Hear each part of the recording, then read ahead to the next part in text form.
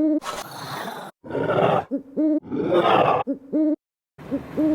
or treat!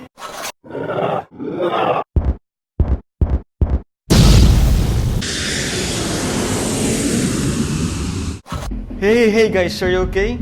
Welcome back to my channel. This is Jesse, and since it's Halloween, I was thinking of baking something relevant to the occasion. And I decided to bake a pumpkin pie. So let's start. We'll start with making the pie crust. For the pie crust recipe, you can just check my previous videos about the pies, most especially the apple pie. And it's just the same. But for this one, we need to blind bake our pie crust. Blind baking means we need to bake the pie crust ahead of time. Before we bake our pie crust, we have to put some pie weight. A pie weight will help our pie crust not to shrink while baking. Okay? You can use rice grains or beans. And together with our pie crust, we will also bake our designs. Be sure to scatter our pie weight up to the sides. And for our design, we can also brush it with egg.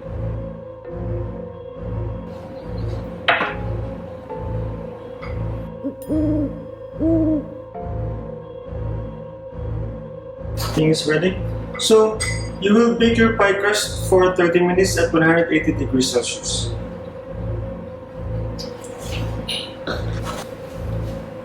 While we're baking our crust, we will now proceed with the pumpkin puree.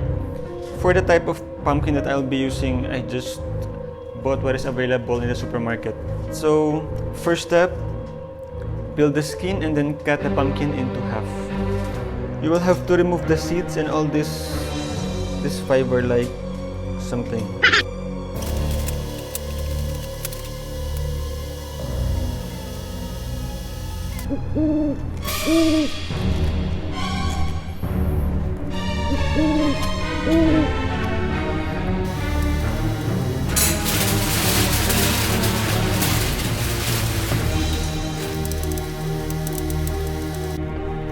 Just a trivia, did you know that when I was a kid, this is the only vegetable that I eat?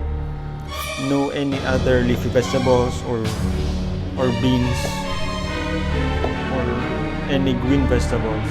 And just like any other color orange vegetable or fruits like carrots, this one is rich in vitamin A. So for babies, you can start feeding them with pumpkin puree. So now I'm gonna wash these pumpkin cubes, and then after that, we're gonna boil it.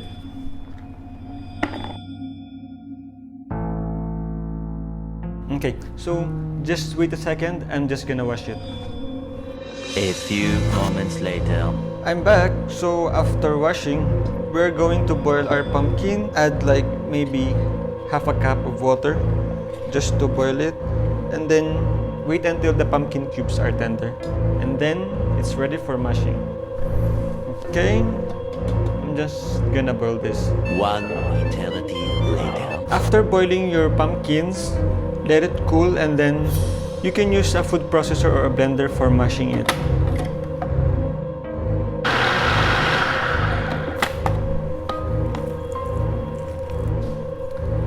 Just to show you, you can actually mash it manually. You can use a potato masher, or you can use the back of the spoon.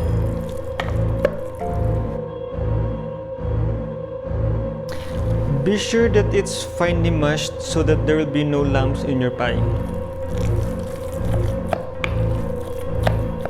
But I think if there will be lumps of pumpkins in your pie, that will add like a bit of the texture to your pie. Maybe I'll try that. Okay, so after doing your pumpkin puree, you can now mix all the ingredients. First, we will add the sugar. 1/2 cup of white sugar, 1/3 cup of brown sugar, 1 teaspoon of cinnamon. You will also add half a teaspoon of grated nutmeg,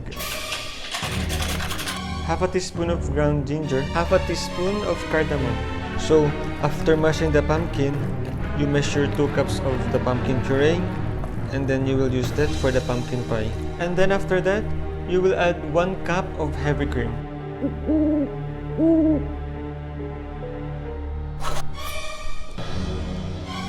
So, fresh from the oven, we can now add our pie filling.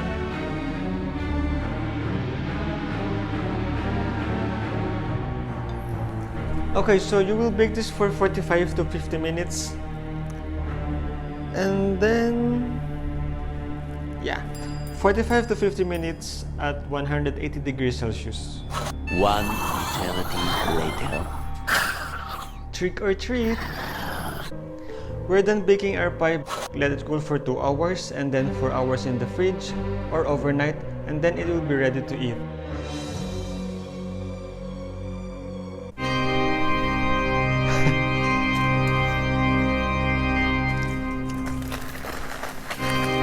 Okay. Trick or treat for Halloween.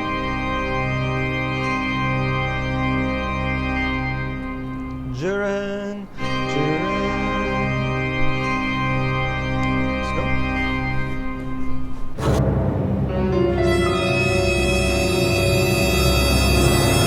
Welcome back, guys.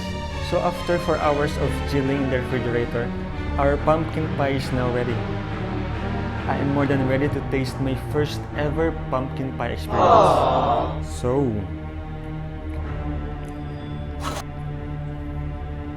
I can taste the spices, the pumpkin. It's a new experience for me. It tastes really good. 5 stars for this pumpkin pie. Okay, so thank you for watching, and that's all for our Halloween vlog episode. So see you next time. If you have comments or suggestions, just comment down below. Please like this video, and please don't forget to subscribe. It will really mean a lot to me. Thank you very much. Aww.